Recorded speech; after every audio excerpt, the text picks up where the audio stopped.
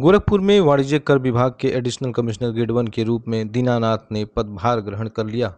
कार्यभार संभालने के बाद उन्होंने विभागीय अधिकारियों के साथ बैठक कर राजस्व संग्रह की समीक्षा की और आने वाले समय की कार्य योजनाओं पर चर्चा की।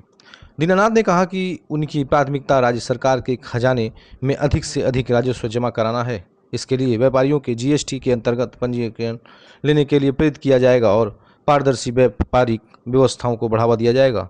उन्होंने बताया कि वर्तमान में गोरखपुर राजस्व संग्रह के मामले में प्रदेश में 5वें स्थान पर है और विभाग का प्रयास रहेगा कि बेहतर रणनीतिक और प्रभावी निगरानी के जरिए इस स्थिति को और मजबूत किया जाए। नवनियुक्त एडिशनल कमिश्नर ने व्यापारियों को समस्याओं को समाधान का भरोसा देते हुए कहा कि विभाग उनके साथ समन्वय बनाकर काम करेगा और राजस्व बढ़ाने के लिए नए स्रोतों की भी तलाश की जाएगी। उन्होंने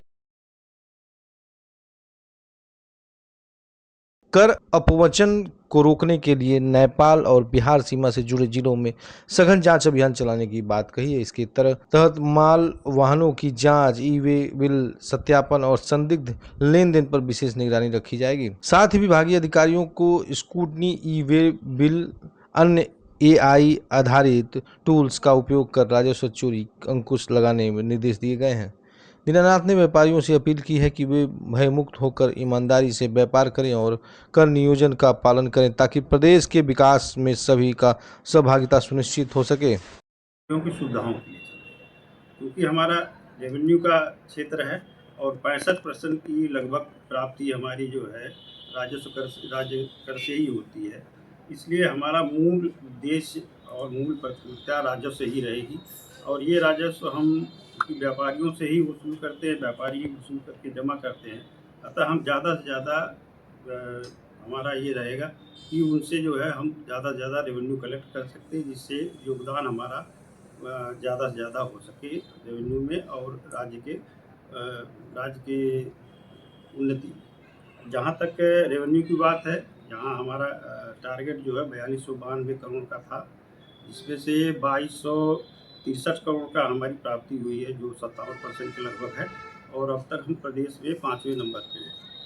तो जिस तरह की हमारी अपेक्षाएं हैं विभाग की हमारे प्रति, उन अपेक्षाओं पे हम खरे उतरे और हमारा रेवेन्यू ज़्यादा से ज़्यादा जनरेट हो, यही हम कोशिश करेंगे। गोरखपुर जोन की अगर बात करते हैं तो एक तरफ अंतर्राष्ट्रीय सीमा मेरी लगती है नेपाल के साथ, दूसरी तरफ बिहार के साथ लगती है और बहुत ज़्यादा इस तरह से व्यापार होता है।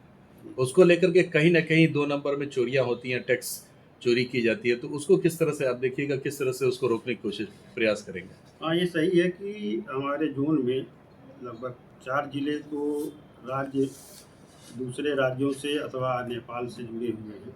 तो हमारी प्राथमिकता इसमें ये रहेगी कि चूँकि 7 यूनिटें हमारी सचल दल की हैं, 2 एसआईबी की हैं, तो उनसे जो है राजमार्गों को हो, चाहे राष्ट्रीय राजमार्ग हो, चाहे राज्य राजमार्ग हो, उन पे सघन और सतत निगरानी की जाएगी। और जैसा कि पीछे हमने इस मामले में किया हुआ है कि उनसे जो है जो भी गाड़ियाँ आ रही हैं, उनकी जो है नियमित रूप से जाँच कराई जा रही है और जो भी रेवेन्यू जनरेट हो रहा उस माध्यम में भी, वो भी हमारा जो है प्रदेश में दूसरे नंबर पे है। अब तक 23 करोड़ के लगभग की वसूली हम कर भी चुके हैं। अगर गोरखपुर की बात करते हैं तो गोरखपुर के जो बिजनेसमैन हैं या जो इंडस्ट्रियलिस्ट हैं, सीधा वो कहीं ना कहीं सेलटेक से जुड़े हुए होते हैं, उनके लिए क्या आप मैसेज देना चाहेंगे?